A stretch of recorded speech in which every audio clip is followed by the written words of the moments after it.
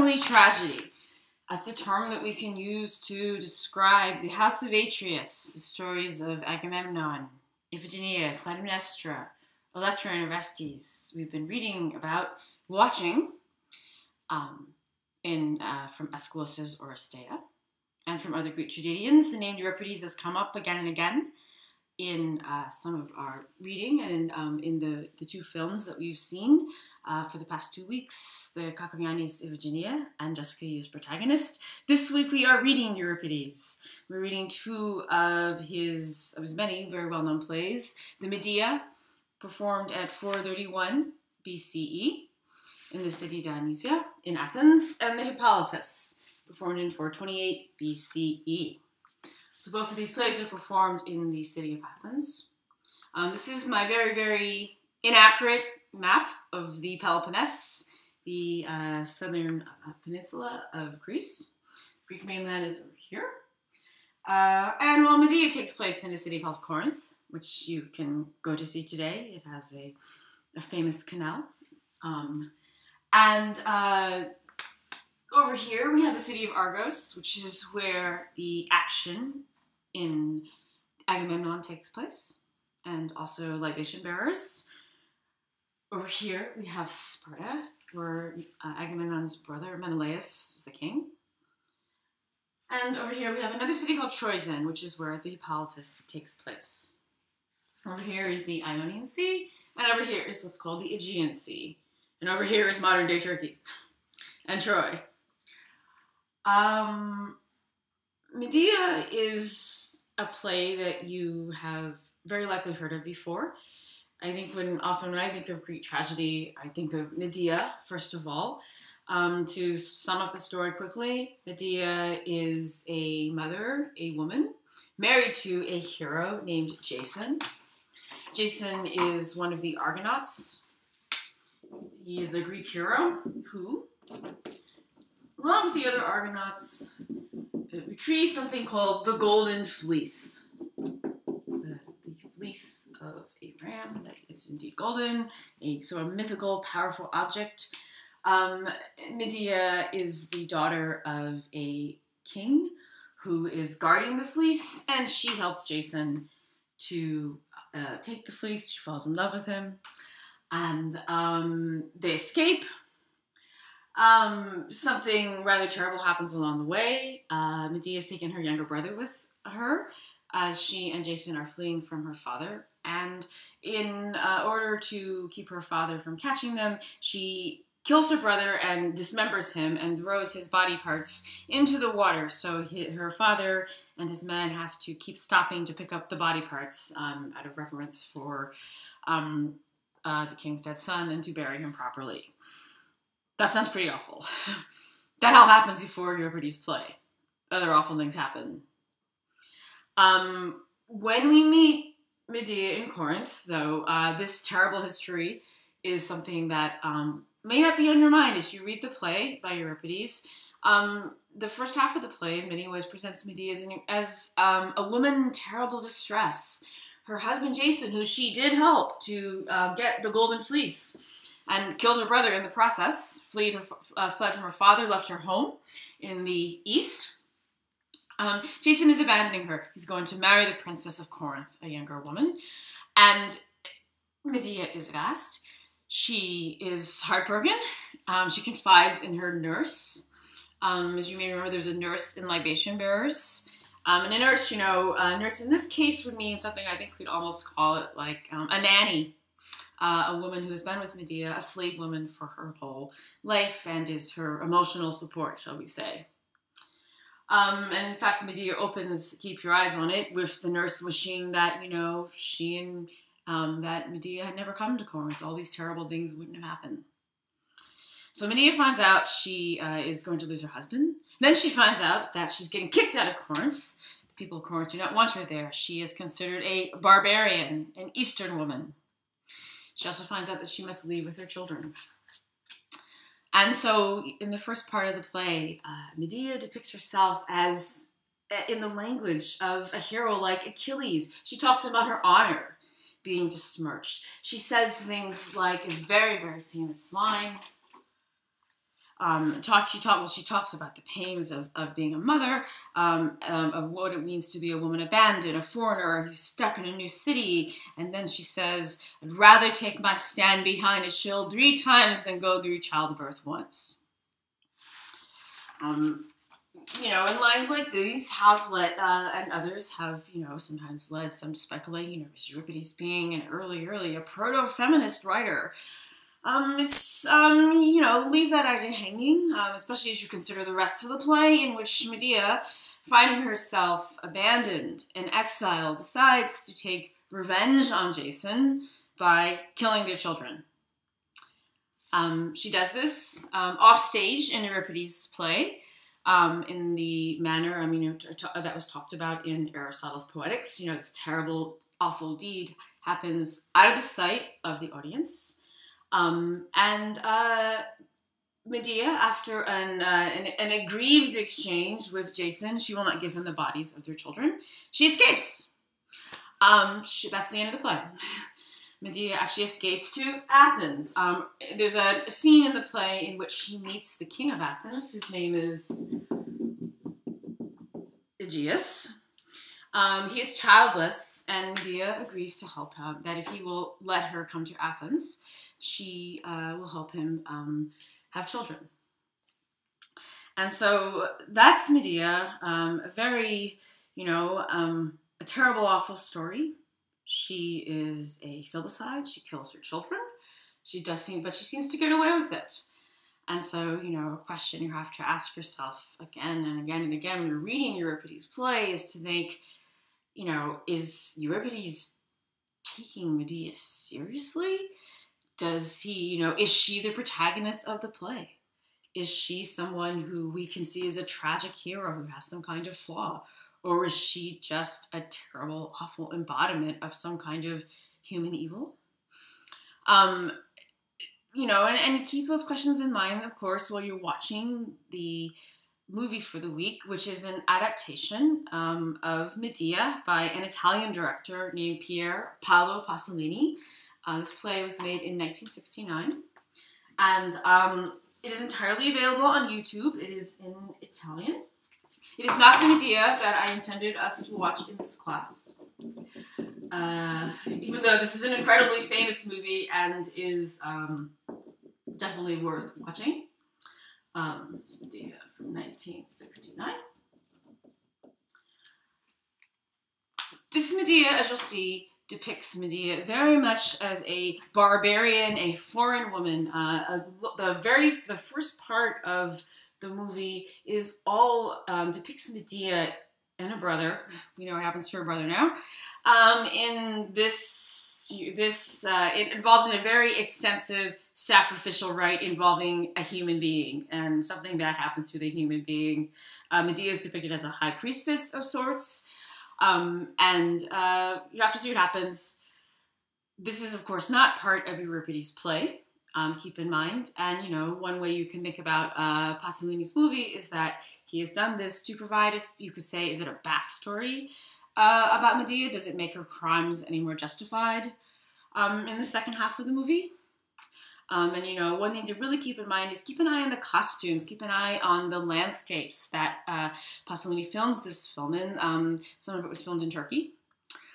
And because, keep in mind this whole idea that Medea is a strange woman. She's a barbarian.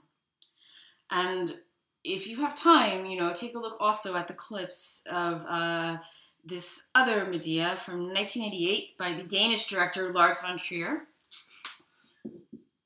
I had hoped that we would see this Medea. It was originally made for Danish television, and it takes Medea very far away from the original setting and puts her into medieval Denmark. I find von Trier's play is incredibly, I actually find it much more disturbing than Pasolini's version, if that's possible, because of the way von Trier treats the Medea's killing her children. The audience is spared nothing at all. And I must warn you that, you know, the clip that I put up for you to watch from von Trier's Medea is pretty terrible and awful. I've had students in the past refuse to just watch the rest, just to watch either that scene or the rest of the movie, or the movie, any of it, after seeing it, because von Trier spares nothing. If you've seen any of his other movies, that makes sense. But as you're watching it or not watching it and Pasolini's movie, think about what is appropriate to see. Is it appropriate? Not appropriate? Is there a reason to see a mother killing her children? This is, yes, heavy-duty questions, but as we said, the Greek tragedy is family tragedy. It is about passion. It's about desire. It's about emotions and affections and intimacies between people that something goes wrong, something goes awry. And, of course, it's myth. We're not talking about history. We're talking about traditional stories, but they certainly, have a real powerful feeling in the gut. What I think is interesting about von Trier's Medea too is that Medea she doesn't seem to be so much a creature from outside the culture that Jason and the princess that Jason marries is set in. She's not overtly a barbarian. She's more one of them. So that perhaps makes the movie a little bit more chilling. And, Medea certainly as a play, it's also a play that is performed, with some frequency and on the stage in our era. The other play that we're reading for this week really looks at a lot of the same issues as Medea, the same issues of family tragedy, of desire gone wrong, of, mixed messages, and of, who exactly, what is heroic, who is how do these terrible things get set into action? And, how do our characters respond? Hippolytus is, in the second play that we're reading, he is how should we say, you can ask yourself as you're reading it, is he the protagonist? Is he the character who's driving the action forward? Because Hippolytus is not only about Hippolytus, a young man, it is also about Phaedra. Phaedra is Hippolytus' stepmother. Now, back to my very schematic map. So Hippolytus takes place in Troezen. Phaedra is from Crete, the island of Crete, where the Minoan civilization was based. Here, again, extremely schematic drawing of Crete. And so, and Phaedra's husband, Hippolytus' father, is Theseus. Theseus is the king of Athens. He's actually also the son of Aegeus. In other words, the very king who Medea has relied on to escape from Corinth. So there's certainly some interrelation between all of these myths. A couple other things. So Phaedra is Hippolytus' stepmother. Hippolytus' mother was actually an Amazon, a woman who is from a race of women who forego men. And are warriors in themselves, fighters, which, in ancient Greece was a ludicrous idea. In ancient Greek, women do not fight. They stay inside the home. They cook and clean and take care of the orchia, the household. So Hippolytus' mother is an aberration. And Hippolytus is also the bastard son of Theseus. His parents were never married. And so Hippolytus is a young man who has, you could say, kind of a personal odyssey, a personal, a commitment.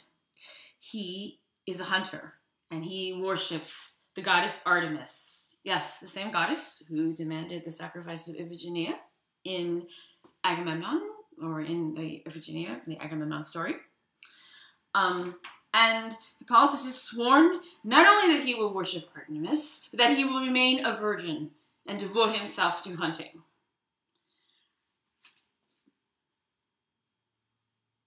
Well, what happens in the play? We introduced Hippolytus and Artemis at the start of the play. Is he the protagonist? Is he the character who we're following? Well, the next character we will meet is Hippolytus' stepmother, Phaedra, who is younger than his father, Theseus, who again is from Crete, and who is in love with Hippolytus. In love with him to the point that she's taken, we see her in the beginning of the play, she's sick, she's ill, she is, actually what has happened is the goddess Artemis has made Phaedra fall in love with Hippolytus, the goddess Aphrodite. The goddess Aphrodite has made Phaedra fall in love with Hippolytus in revenge for Hippolytus swearing off love. As you can imagine, really bad things are going to happen, yes. So Phaedra is in love with Hippolytus, and at first she refuses. She keeps it inside herself, but her nurse, again, the nurse, the nurse, I just want to say, as you're watching, reading these plays, and thinking about, you know, what do we learn about ancient Greek society from reading ancient Greek tragedy, from watching reconstructions of ancient Greek tragedies in film? Most of the characters, as Aristotle describes in ancient Greek tragedy, are noble. They are from noble families. They are kings and queens and princesses. But then we often have, again, the character of the nurse, who would have been a slave. And so, later on in our class, we'll be talking about slavery, but it's worth paying attention to these characters right now and thinking about, in the case of this play, Hippolytus, the pivotal role the nurse actually plays, because the nurse, worried about Phaedra being sick, coaxes Phaedra's secret out of her.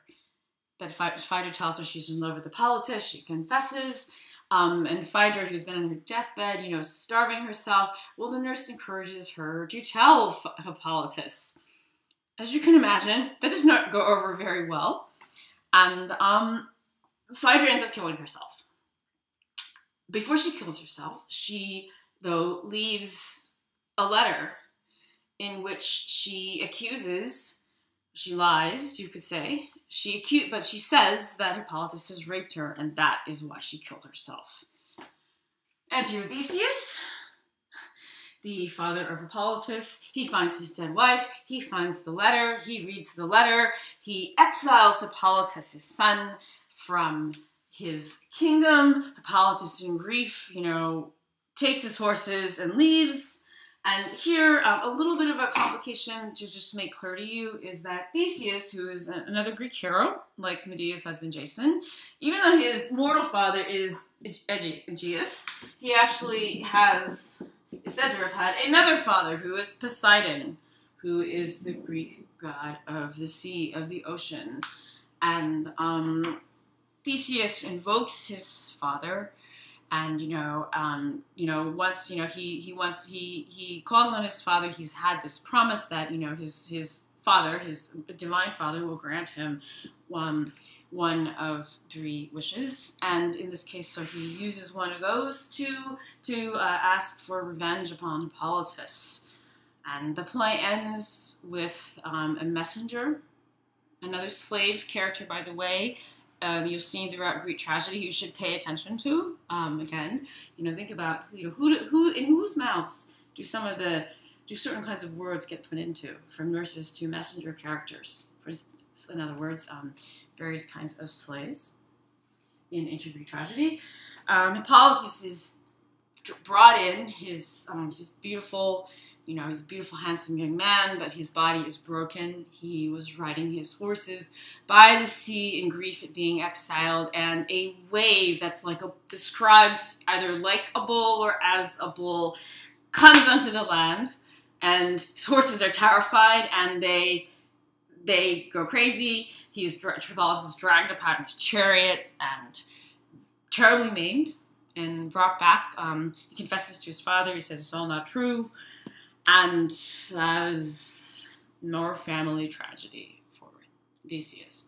Phaedra is an outsider. She is also a woman from the east. She's from the island of Crete.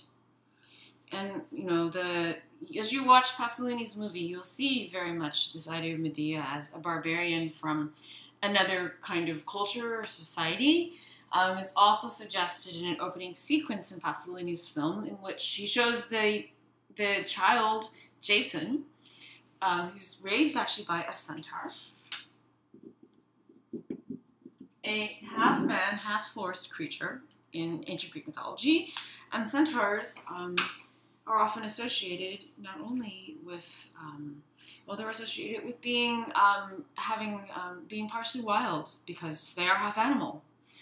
And think about that as you're watching Medea. Also think about the fact, again, that Pasolini's film is almost silent. There's very little dialogue that goes on in it. Listen to what there is instead. There is music and chanting of a certain sort. And there are some amazing visuals that will probably recall, I think, some of the shots that Kakoyanis uses, although they're very, very different movies. Kakoyanis is much more faithful to the original Greek myths. Pasolini creates an interpretation. But as you're watching Pasolini's Medea, think about, what would he have done with Hippolytus? And not only what would he have done with Hippolytus, would he have called a movie after Hippolytus, or maybe would he have called it Phaedra?